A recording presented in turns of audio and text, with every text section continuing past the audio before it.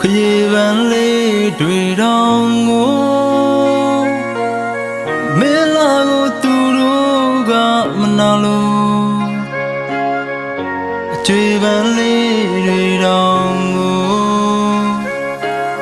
ရင်လည်းမပြေတဲ့မင်းရဲ့ကို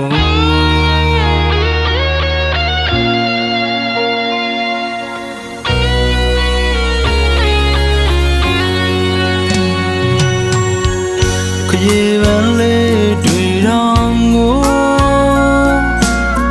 မင်းလာကိုသူတို့ကမနာလို့အကျွေးပန်းလေးတွေ့တော့ငိုရင်လည်းမပြေတဲ့မင်းရဲ့ကိုတပတ်ရှုကေတာထုံးကဘဝချမ်းမင်းမဲ့ပြုံးမျက်နှာချိုးအတီတရားရင်းနဲ့ဖြတ်တန်းလို့ရင်ဘယ်လွမ်းပင်မဲ့တိတ်ခမပြေကျဉ်းလွမ်းပင်မဲ့မွေးနေတော့ပဲကြွတဲ့ချောင်းချောင်းတမိုးထားတဲ့ပန်းကလေးရဲ့ညီမခရဲဆိုတာဟာလေသဘောအတိုင်းမပဲဘာမှမမြဲတဲ့လောကတန်တရားတဲ့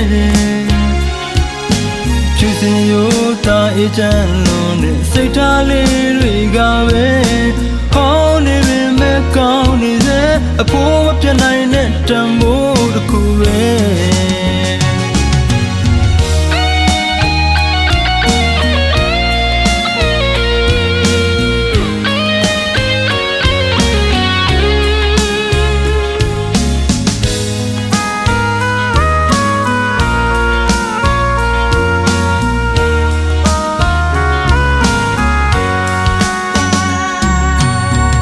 ခရီးပန်းလေးတွေ့တော့ငို